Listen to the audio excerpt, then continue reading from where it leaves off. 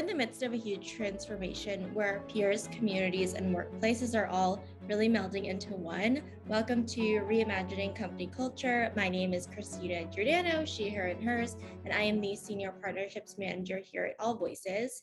Today, I am super excited to welcome our next guest onto the interview series, Natalie Egan. She is the CEO and founder of Translator Inc. Natalie, so good to see you. I enjoyed meeting you in person. If you want to tell our listeners a little bit about yourself, including your pronouns, and when you were younger, do you remember how exactly you answered the question, what do you want to be when you grow up? Sure. Yeah. So hi, Christina. Hi, everyone. My name is Natalie Egan. My pronouns are she, her, and hers.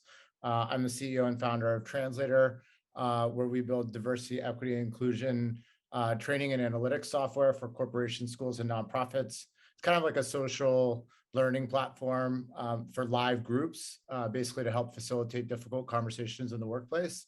And it's a privilege and an honor to be here. Just a little bit about my background. I'm a serial entrepreneur.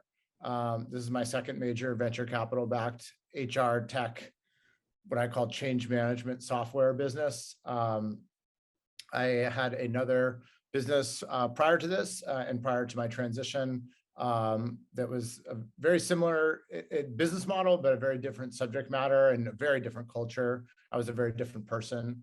If I had to sort of describe my personal brand prior to my transition, I would say toxic masculinity. And by extension, the sort of company brand was like a fraternity. It was like, brotopia. And so, ultimately, there was a lot of challenges with that business, but ultimately culture was the downfall of that business. And so, today I run a company called Translator. Like I said, I'm a very different person, very different management style. There's sort of a long story behind my transition and all that good stuff, but we can maybe get into that later if it makes sense. But yeah, it's great to be here. In terms of what I wanted to be when I grow up, it's like when I saw that question, I was like, oh my gosh, like you're going deep in my soul. So when I was growing up, I wanted to be a mom. I wanted to be a woman. And it was ironic because I was told I could be anything I wanted to be. I was told that by the world, by my parents, by my school, which is by itself a huge privilege, to have that type of encouragement and people wanting so much for you. But the irony was I was born assigned male at birth, and so it was sort of it was like the impossible thing that I really wanted, I couldn't be. And so that obviously created a lot of tension and eventually drama in my life. So because I couldn't be what I wanted to be, I became what everybody wanted me to be, which was sort of this, very masculine presenting person. I had a lot of testosterone running through me. So it was sort of easy for me to play this role of, and I say this, only describe how other people might have described me, but it was sort of an alpha presenting role. I never felt that way inside, to be honest, but because I presented that way on the outside, I took advantage of it and put myself into a leadership position as much as I could. I was obsessed with being number one because I wanted everybody else's approval, especially my parents and my dad in particular. I had two older brothers and, wanted their acceptance. And so I just did what I thought I was supposed to do. And anyways, that's a deep question to start with, but yeah, unfortunately I've been able to, become that person in a lot of ways today. It's been challenging, but I'm here, so. Absolutely. Well, I appreciate you sharing your personal journey to this work as well, and kind of founding Translator and your answer to that question when you were younger, really reflecting back. And I also don't think a lot of folks would really own up to saying that they created this toxic bro culture at their other companies. So appreciate that transparency too. And the line that you said around, I became what other people wanted me to be or thought of, that really struck me as well. Can you tell us a little bit more about kind of what led you to founding Translator? Yeah, so you know, I lived my life, you know, I had a lot of privilege, and I sort of grew up in a bubble of what we call white male privilege, with access and resources, and so I never had to think about my identity really. I didn't, you know, the way many people do. And when I came out as a trans woman in 2016, I experienced bias and discrimination and hatred for the first time in my life at like age 39, I guess I was 38, 39. And so, you know, here I was, this sort of very cognitive adult experiencing things that, you know, a lot of people experience in more marginalized communities experience from like their early ages, like age 5, right? Age, you know, it's like, you know, when a Black child experiences racism for the first time, they're usually quite young, or they're you know, they're exposed to it in a very different way. So it was very strange for me, and I use that example, but there's many other examples of that. Like I had never experienced misogyny before, you know, like there was so many things that I was experiencing for the first time, Right. including, you know, somebody not looking me in the eye, you know, in a like at a, you know, at a car dealership, like somebody was like, I was buying a car and like the person wouldn't look at me, and you know, so there's sort of like the sting of that, and being refused service, like that had never happened to me. I had never felt a threat to my physical or psychological safety just for being me. And that was a obviously very eye-opening moment for me, you know, like I sort of had this I had this moment where I sort of realized, I'm like, wow, this is awful, you know. And I academically and theoretically knew about these things. I would have argued really well. That was kind of like this moment for me, and and it was a series of moments, but you know, I kind of realized, I was like, wow, I got to do something about this. And I had lost most everything in my life, you know, when I transitioned. I didn't have much to lose at that point. So I decided I was going to at least try to do something about it. You know, I kind of felt like I was uniquely positioned to do something about it, given my previous business, which was sort of like I sort of mentioned, like a change management, you know, helping people change hearts and minds through technology. And so I kind of felt like, hey, I could potentially build technology, you know, to help us understand each other better. You know, that was kind of the original idea. I was like, hey, let's build technology, to help us understand each other better. And I pretty quickly realized that we can't understand each other better until we understand ourselves first. Absolutely. And so the core of the technology evolved pretty quickly to become what I would call like self-awareness technology. So it's designed to help us understand our own identity and our own lived experience. And that sort of becomes a, you know, a gateway to learning about other people's identities and other people's lived experiences, and more continued learning and development around diversity, equity, and inclusion. It's sort of a foundational, like, you know, ready, set kind of technology to get people ready for a longer journey, because I believe everybody's capable of change. It's just we're not all like necessarily ready for it right now, because we can't listen, we can't hear other people's stories because we don't understand our own. Absolutely. I think it's so important, that self-awareness piece, especially for everyone, but for leaders, for managers, for people who are really in that role of guiding folks as well at organizations. And I think when people think of software and technology, there always is a conversation about, well, what is the return on investment of purchasing something like this? Measuring self-awareness is really hard to do just personally and at a larger level as well. And I know that Translator and you are on our personal mission to really scale that empathy and equality and equity through technology. And again, really hard to measure after a workshop or in a long-term partnership. If you're working with a company for a long time, how do you respond to this question of ROI, et cetera?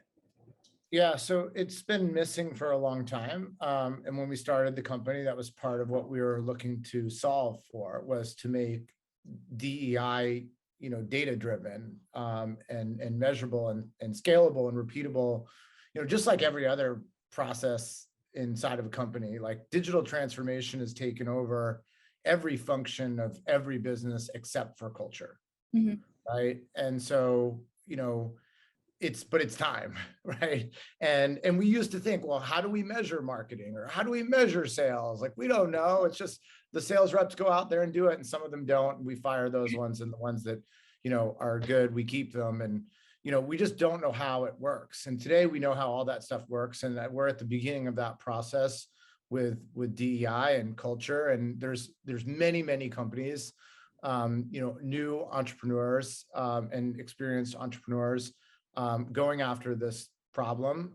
We're one of many. AllVoices is another. There's a lot of new technologies out there, bringing new ideas, new ways of measuring and changing culture. For us, our app, which is part of the learning experience, it's anonymous, and it measures these things that we don't normally measure. Like it looks at privilege, mm-hmm. and marginalization. It looks at stereotypes and labels. It looks at unconscious bias and microaggressions. It looks at intersectionality, and it sort of takes people through these little exercises, these journeys, and through the process of you exploring your own identity, we're collecting data along the way. And so what we're able to serve back to the client is, real insights about the lived experiences of their employees. Mm-hmm. So if you can better understand your employees and who they are and what their challenges are, what their struggles are, and what questions they have, right, then that starts to really help you drive, employee retention, especially for diverse, more marginalized, more underrepresented communities. So when people feel seen and heard and valued and respected, they tend to be more engaged and and tend to stay longer. So that is one of the major drivers of ROI in our platform, is retention and engagement. Yeah. The other is diversity recruiting referrals. So the more people feel seen, heard, valued, respected, it's like, for me as a trans woman, like, I have a huge network of trans and gender nonconforming people that I could refer to work for the company that I'm working for, but I'm not going to do that if I'm barely tolerated, let alone, potentially, repeatedly marginalized by my manager. Mm-hmm. So when the company starts to show me that they're making these changes, that they hear me, they see me, and my lived experience is different from other folks, just the acknowledgement of that, I'm more likely to refer my peers, mm-hmm. and I'm more likely to stay. I don't want to bait and switch. I don't like, even if somebody's going to pay me a little bit more money, I'm not going to go there, because I've got this loyalty here where I feel respected. So those are probably the three major drivers of ROI. I think there's probably fourth that it's harder for us to measure, just around environmental social governance. I think there's more and more, it's more of a compliance issue. Like, our company's doing this, and that gets up to the board level, investments, private equity, Wall Street. Like, people want to see that companies are doing more than just looking out for the bottom line. And so we become a mechanism to fulfill that as well, which is great, because it also helps change culture, and it's the right thing to do.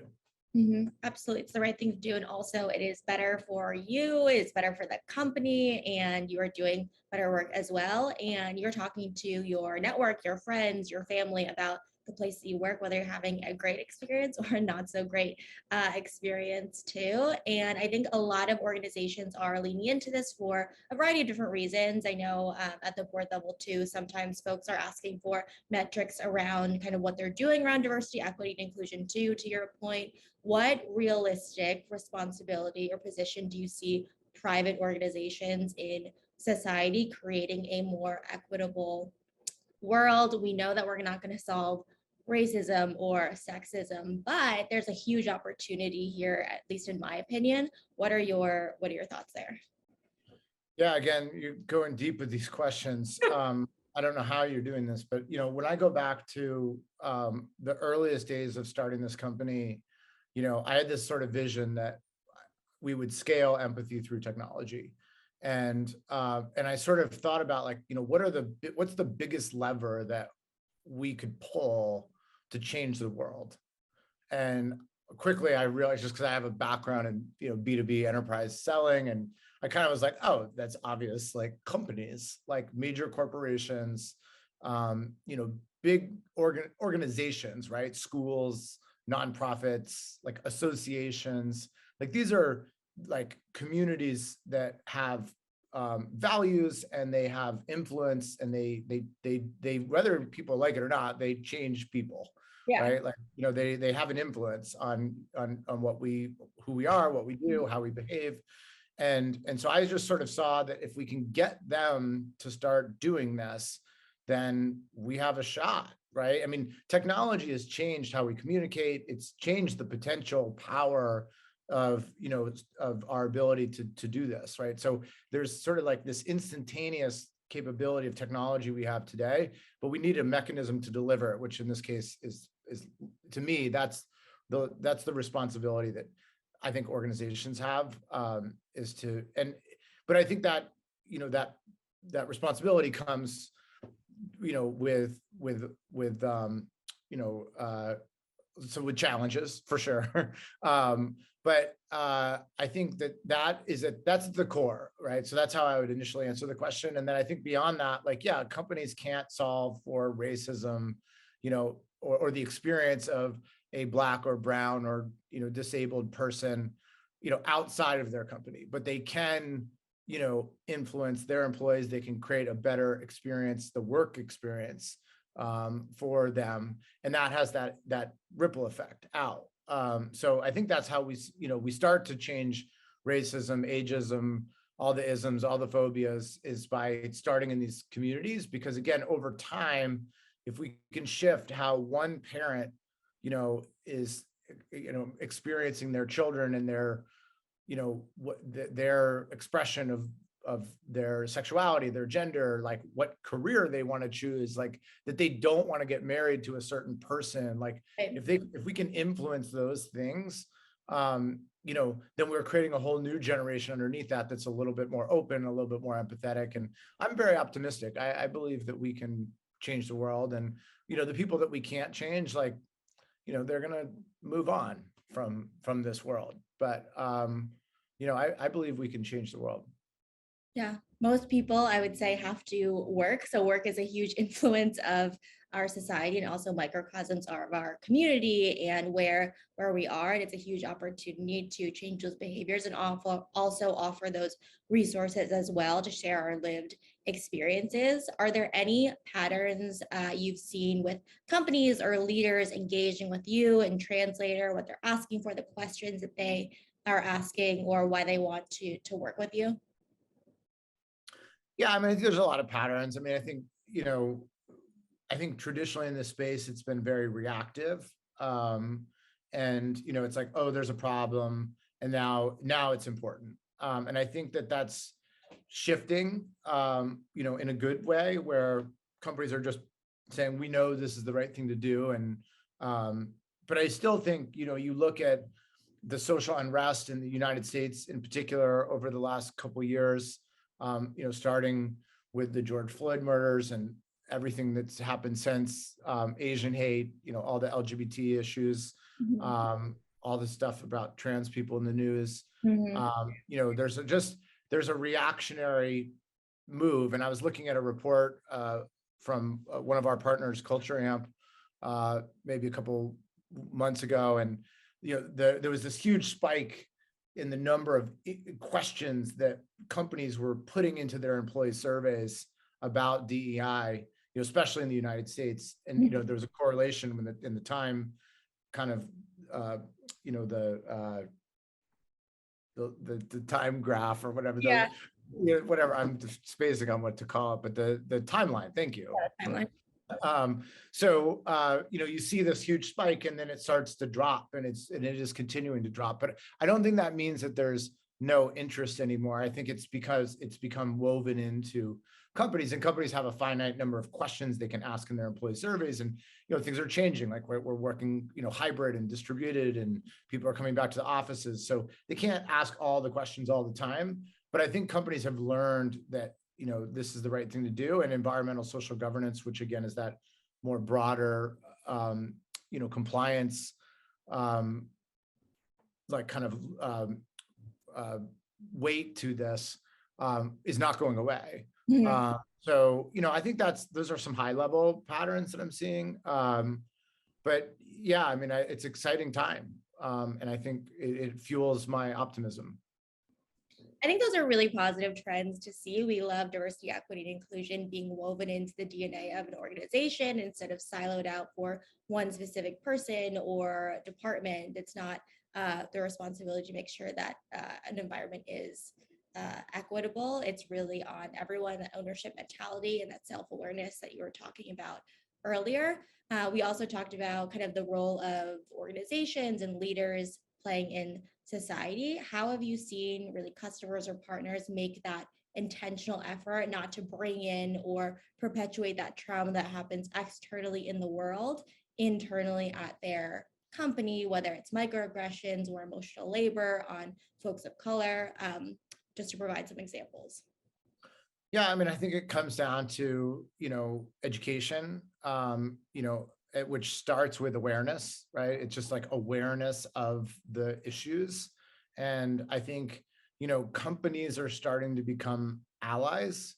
And, the word ally is used a lot, or you could use the word advocate. But, it's sort of thrown around, but I don't think people really understand it. Like, it's really easy for somebody to say that they're an ally, or for a company to like put up a pride flag during June, Pride Month. But I think what we're seeing is that, companies are starting to just realize that there's a continuum, and people are starting to realize there's a continuum. Like, you could say you're an ally, right? But like, what does that mean? Well, first of all, you probably shouldn't call yourself an ally. Like, other people, I need to call you an ally if you're an ally. And it's my decision whether or not you're an ally, But I think people are starting to realize that, like, you kind of have to audit the continuum of all the different dimensions of diversity, right? Like, you could be an ally for one part of the continuum, but realize that there's a whole lot more there. And so you have to continually do the work to kind of say, well, where am I as an ally for people with disabilities? Where am I as an ally for, people with autism or learning differences? And realize that, like, you have strengths and weaknesses there, and things are constantly changing. So I think companies are starting to realize that it's like, hey, we can't just like put a boilerplate policy or, something out and have that, or even just have an ERG or a BRG, like a business resource group. Like, it's just not enough. Right.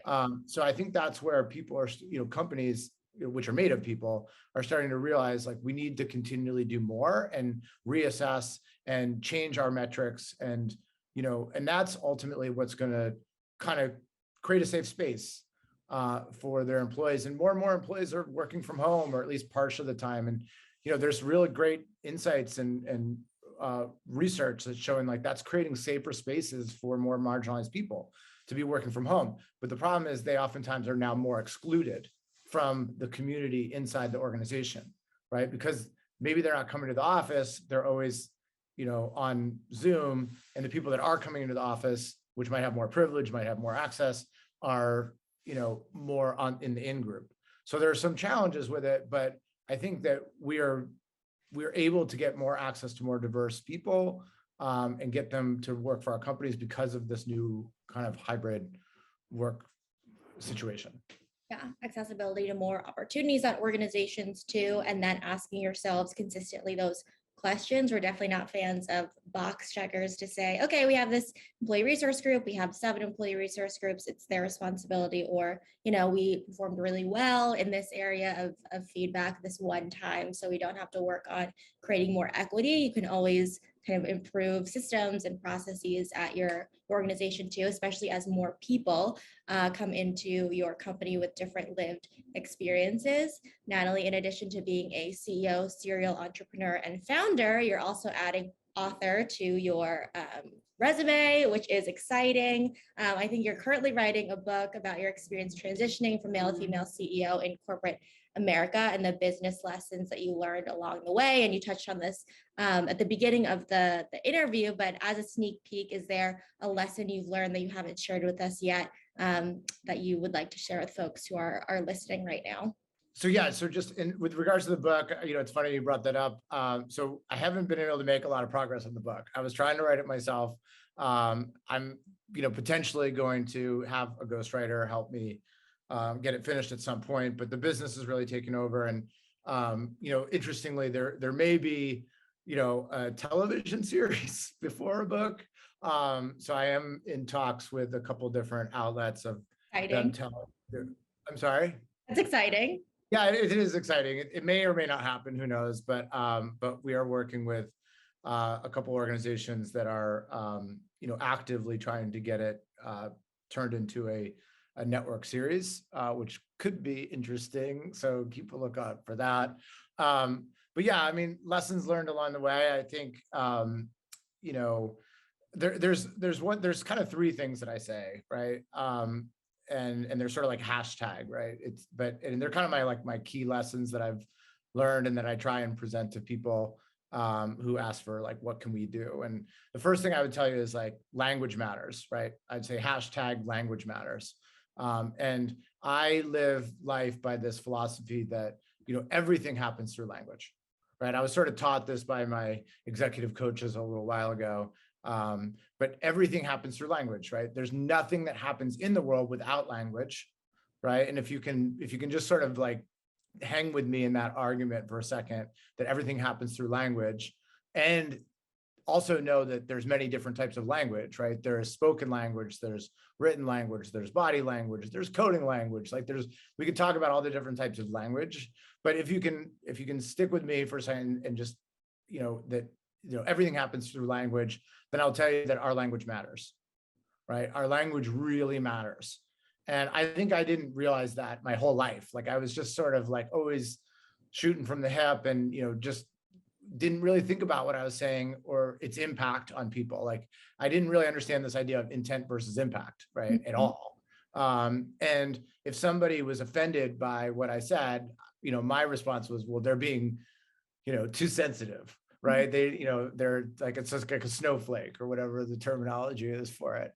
And what I realized, pretty early on in my transition, not just my transition as a person, but my transition as a manager and my transition as the CEO of this company was that I wasn't being sensitive enough. Right. That was feedback I got really early on. It's just I need to be more sensitive if I want to get the most out of my people.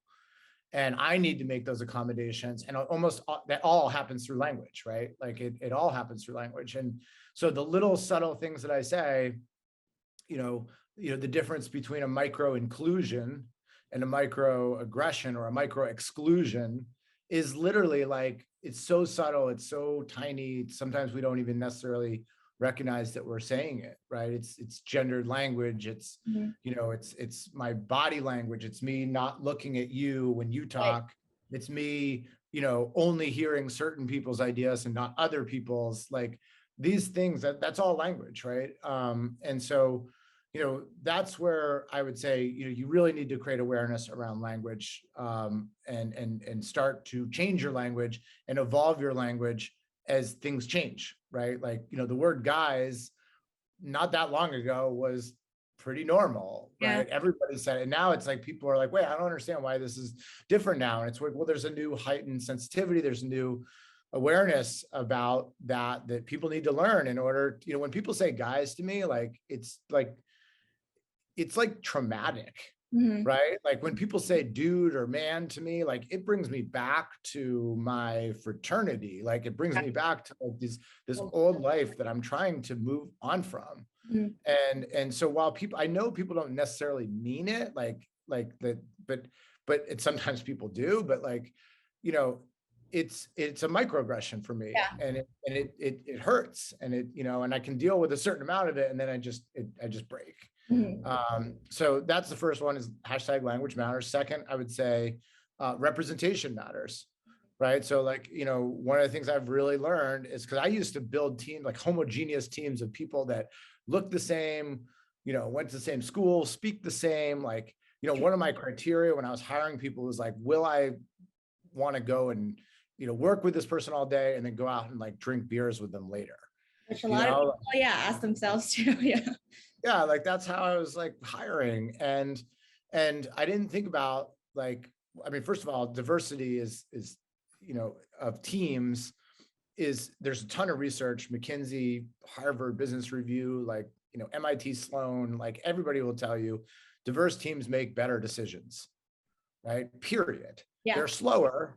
It's slower to build the team and it's slower to make decisions, but they make better decisions. And therefore there's higher ROI. And it's a little bit of a pain in the butt, to be honest, to like go through the process to build representation into your teams.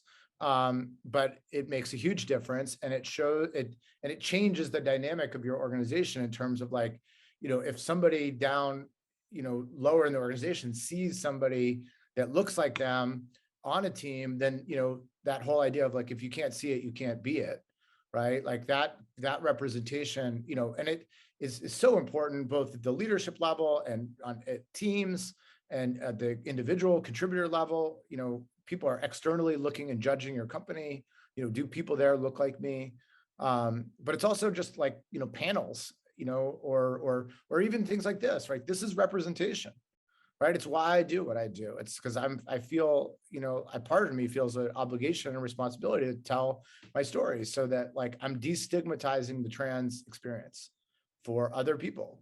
A lot of times when people talk to me, I'm the first out trans person they've spoken to, right? Especially in a business role or in a leadership role. Like it's the first time they've met somebody like me at a conference, like that happens to me all the time. It's like when you and I met at that conference, like the number of people that were like, I've never talked to a trans woman at a conference, let alone a CEO or somebody, venture capital firms. I'm sitting there pitching them. Like, I know that they've probably never sat down in front of an out openly trans person pitching them. So so representation matters. And then the third is, hashtag allyship matters, right? And we sort of talked about allyship and the allyship continuum earlier, and, auditing your allyship, kind of footprint, and doing the work, like realizing like, hey, I've got a gap here. How do I close that gap? How do I become a better ally? How do I make it so that those people are calling me an ally? What do I need to do? I have, just to be vulnerable, like, and this goes back to like my childhood and like a bunch of stuff. But when I was growing up, like my parents, my mom in particular, who's like somewhere in the background, is, told me like not to stare at people, right? And, again, as a young child that also didn't have their own identity, like I interpreted that probably very differently than it was meant. And, I thought, when people are different from you, like you don't stare at them, not just because they're different, but also because they're less than. They're not equal to you, and so I sort of like misinterpreted that in a way that's like really scarred me, and like it's like a habit I have to change. So I'm really intentional about looking people in the eye. Yeah.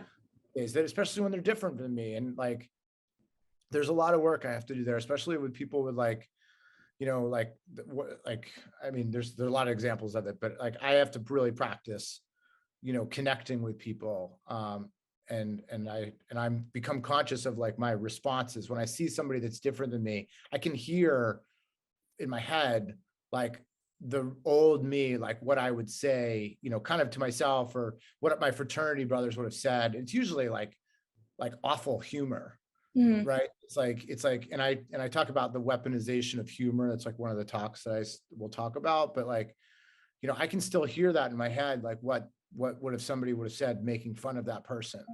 And it's awful. Like sometimes I like cry to myself because I'm like, that is horrible. Right. I was conditioned to do it over time. And so I'm trying to break that. And that's part of my allyship work that I have to do. Absolutely. I appreciate you being vulnerable and sharing that with us today, and your entire kind of story and journey to starting Translator, your why, and your kind of insights behind why you work with these organizations as well. Natalie, our time flew by. Is there anything that you would like to share that I didn't ask you, or any key takeaways you would like to underscore for folks who are listening? Yeah, no, thank you for the opportunity to add anything. I think we covered it all. I mean, this is where I usually would close with language matters, representation matters, and allyship matters. But I'd be love to continue the conversation with anyone who's out there that wants to get in touch with me. You can find me on social media at Natalie J. Egan. So it's my first name and my middle initial and my last name. So Natalie. The letter J is in Jane, and then my last name, Egan, E-G-A-N. So you can find me on LinkedIn and Instagram. I don't do Twitter, really. I think I have a Twitter account, but I don't do the Twitter. And then you can also email me at just natalie@translator.company. So it's the actual whole word .company, so COMPANY. And I look forward to hearing from you all. And Christina, I really appreciate the opportunity to be in this conversation with you. And I appreciate the work that you all are doing at AllVoices. I've always been a huge fan since I first heard about the work that you all are doing. And it's great to continue the partnership. So thank you for helping us change the world. Of course. Thank you so much for being on Reimagining Company Culture. It was really good to see you. And as a reminder for folks who are listening, at AllVoices, we really believe in employees and employers being seen, heard, and understood. And know it's a requirement for the organization to succeed overall. Have a great rest of your day, everyone.